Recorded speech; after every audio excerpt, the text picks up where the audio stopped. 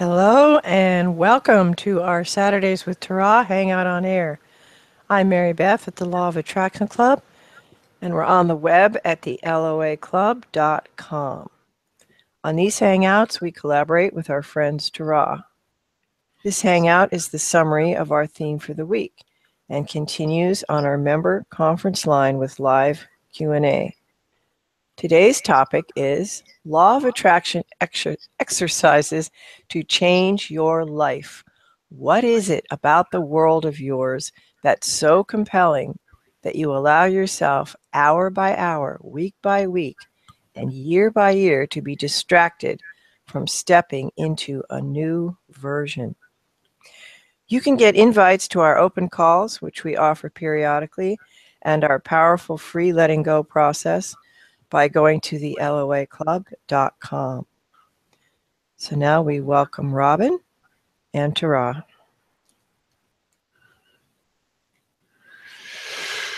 We welcome you all to this discussion about law of attraction exercises that can help you to consciously create more of what you want in your life.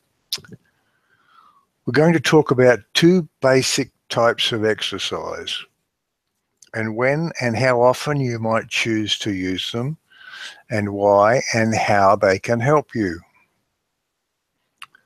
We'll also be thinking in absolute terms about what's going on when you do them, because we want to be clear that although exercises involve doing things, it's your thoughts, not your actions or words, that create your world. We would further add that there's nothing sacred about any of these ideas. So take them, adapt them, and make them a part of who you are. When you own them, they will work for you. But even before we get into this, here are some questions in three categories. 1, where are you and what do you want now? 2, in general, how confident are you that the law of attraction works? And 3, personally, how confident are you that you can get it to work for you? So these first few are designed to have you think about where you are right now and give some thought to the things you want. So, how do you feel about the quality of your life? In your mind, give it a 1 to 10 rating.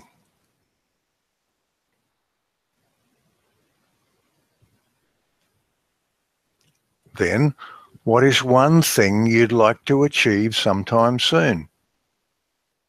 Or, what one new thing would you like to experience in your life?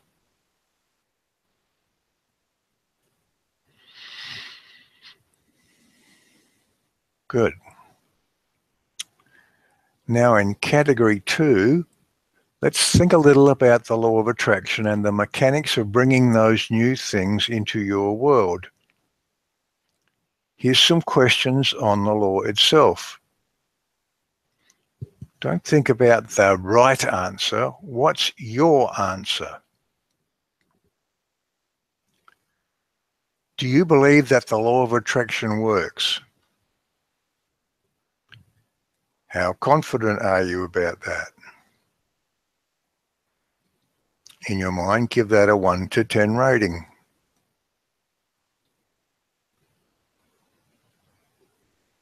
Then, how powerful is it? Are there limits to this power, or is it possible for a human to harness this power, to become a master at this, and to change anything?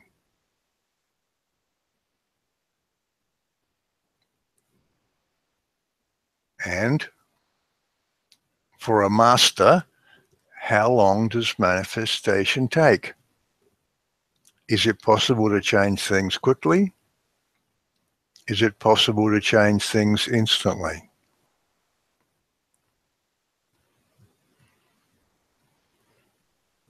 Good. Now let's get to the third component. the you part, as you are now. To the extent that you believe that you can change things, for that one new thing or that one new experience, how confident are you that you can personally make that change? And how's that on a 1 to 10?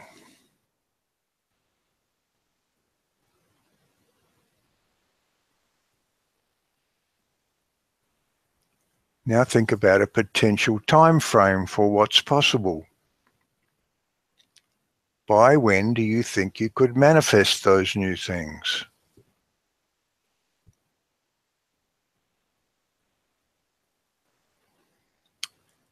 And now, to the extent that you're confident that you personally can make changes, how likely is it that within that time frame you picked, you're really going to do it?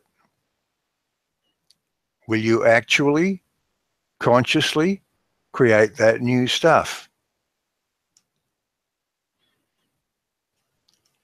How's that on a 1 to 10?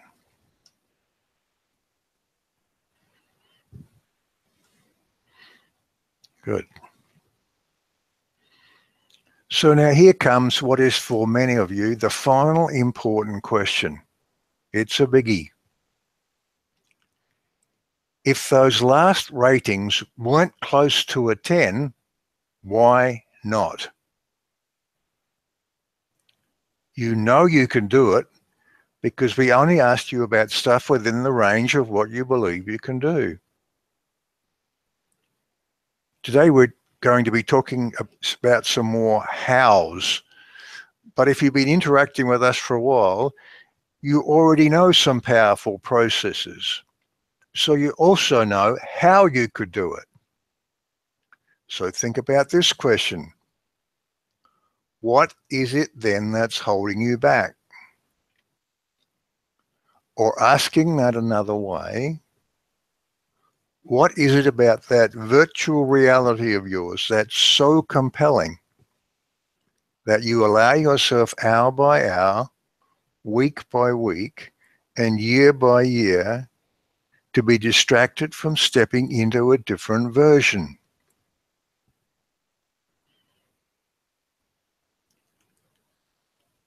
In a sense, it doesn't matter what you've chosen as your philosophy of life belief system. This week, this one found himself engaged in a discussion of what's possible with somebody who believes in the Course in Miracles. Now, he's long since rejected the concept of an omnipotent God, but you may not have. And it really doesn't matter, as long as the beliefs you choose do not hold you apart from what feels good and from pursuing your desires. What's important is to go with your beliefs, to wholeheartedly embrace them, and step more fully into new possibilities for you and your world. What is it then that holds you back? We'll come back to that question shortly. But let's start by looking at what we would describe as the basics. There are three key things to keep in mind.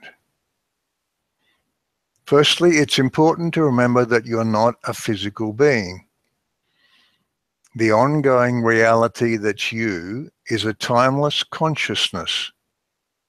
You're an entity that thinks. You have experiences and make new creative decisions. If you're further wondering from whence you came, we would add that you're an extension of all that is, the collective consciousness. So when you have experiences, you're all that is experiencing itself. This, and only this, is what's real about you. Everything else is your story, the one you made up and continue to make up. The physical you and your physical and non-physical worlds are part of that story. Secondly, so how did you and how do you continue to write that story? It goes like this. The law of attraction responds to the belief choices you make and the tapestry of expectations that result from those beliefs. When you made those past choices of yours, you got invested in them, which stored them away in that subconscious of yours, mostly to be never thought of consciously again. Your story is told by that tapestry. When what you believe consciously matches what you believe subconsciously, manifestation is immediate. That's alignment. When what you know consciously is at odds with what you've stored subconsciously, then you're pulling both ways. That's misalignment. So conscious creation is simply choosing a new belief and lining up with it. A new belief might be, for example, money flows to me easily and serendipitously. The old subconscious counter belief might be, money doesn't grow on trees. You have to work to make money. So then comes perhaps the least understood but crucial part, the lining up part. And that's where these law of attraction exercises become really important. The process is simple, but sometimes those old, well-rehearsed beliefs can take a bit of shifting. But here's the good news. On any subject, if you get relaxed and go within and ask yourself what you really, truly expect, you will know what's stored away there. The third key thing to remember is also good news, and that is your emotions tell you when you're heading towards what you want. You feel good. Or you're heading in the opposite direction. You feel bad.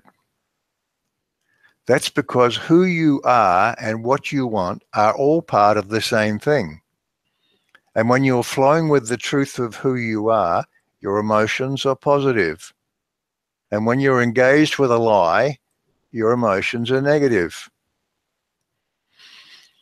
As an exercise, think right now of one thing about the world that feels good.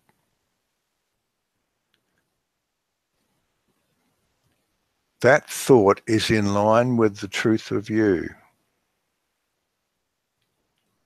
Now think of one thing that feels bad.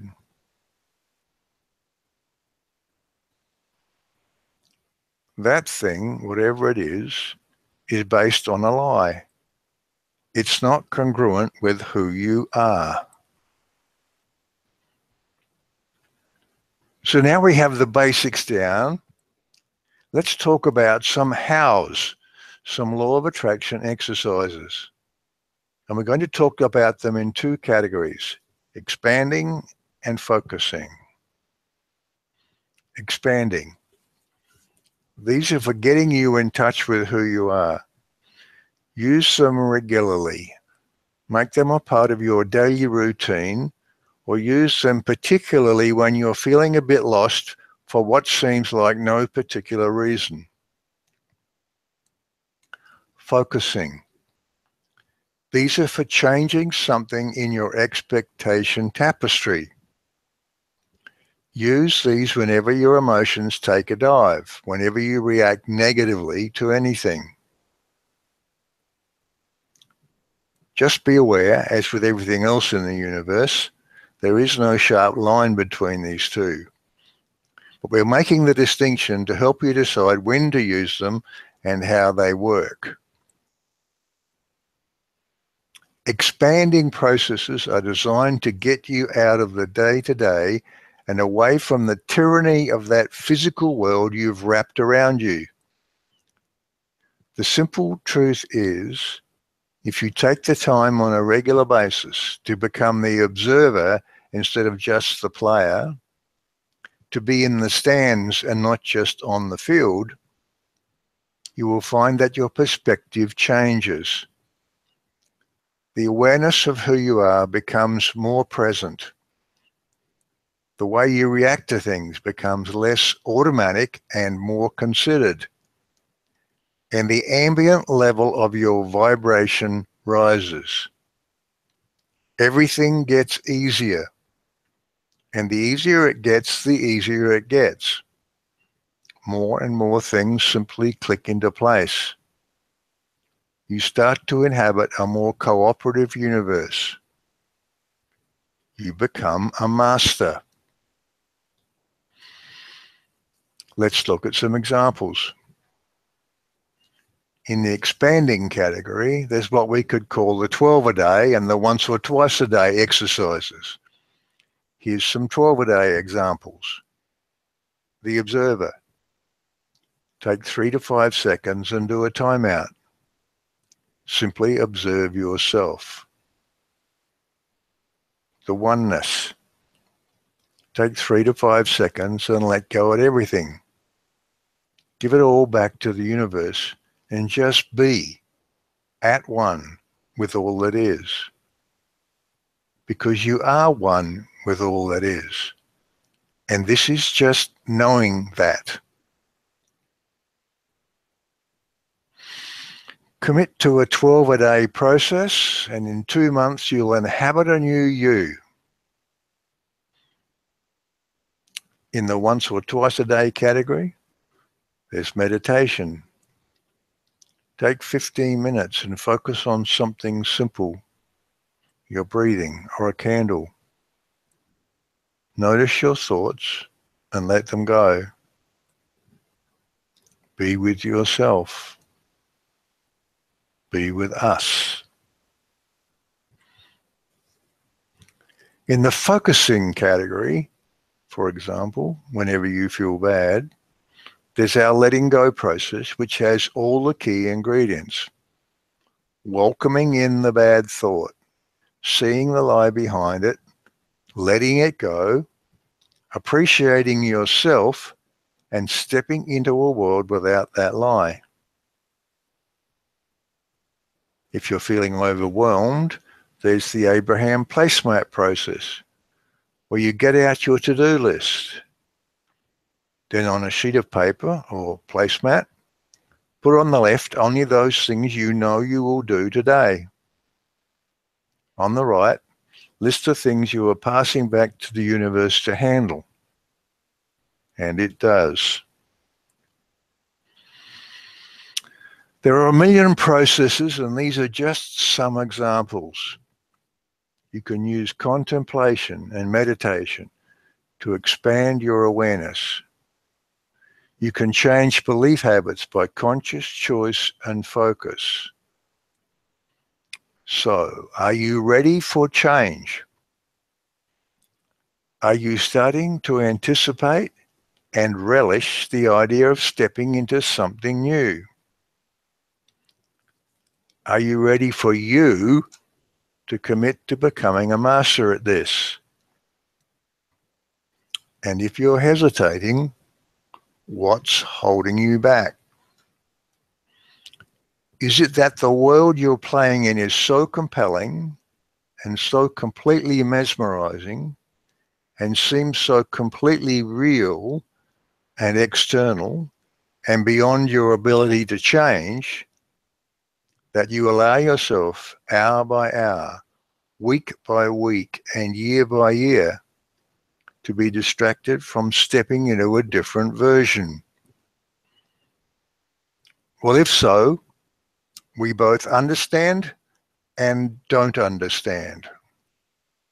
We don't understand because the shape of our consciousness is one that allows us to simultaneously see every version of our movie and every version of your movie, from something you would think of as the start to the end point, where you transition back to where we are and back again, and every point in between. Our perspective makes it easy for us to know the true nature of reality. We see you as you really are.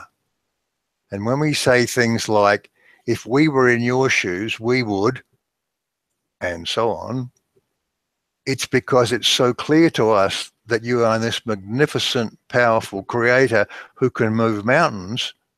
And if you would just think this way or that way, you could instantly change anything.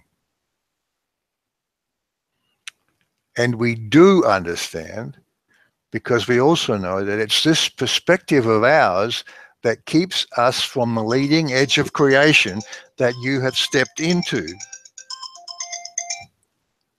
It prevents us from experiencing the seeming solidarity of your world. We know that it's only by allowing yourself to somewhat set aside all this conscious connection stuff and to fully experience a world full of seeming limitations that you can get into the delicious contrast of a game like Life on Earth. The adventure of it and the excitement of it that you are experiencing is something we can only experience vicariously through you. We are in awe of you. We'll get into this some more now in our longer discussion, but we have formed an idea. These folk who run this community get together each Monday, to some extent to plan what comes next, but mostly to support each other. We're going to suggest that they put together a short 3 or 4 week one-on-one program for any of you who would like our help in finding which exercises work best for you and setting you up with a routine for your life. We could call it a Course in Miracles, but that name's been taken and our program will be nothing like the complexity of that one. It will be something like a Path to Mastery or a Design for Living. But these good people will work that out. We see the end of this movie, and it's going to be fun. Let's finish this segment of our session here by encouraging each of you to take a stand with yourselves. Find law of attraction exercises that work for you. And as we said at the start, make them your own. Make them part of you.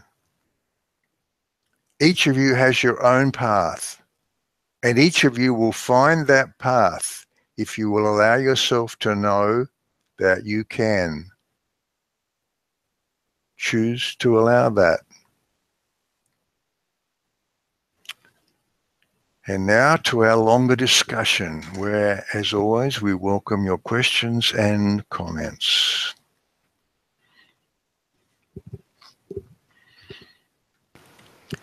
This Hangout on Air was the summary of our theme for the week. We do 3 live calls a week with Q&A for our members on Tuesdays, Thursdays, and Saturdays. You can become a member too by going to the loiclub.com/join. So now our longer discussion continues with Q&A on our member conference line. So back over to Robin and Tara.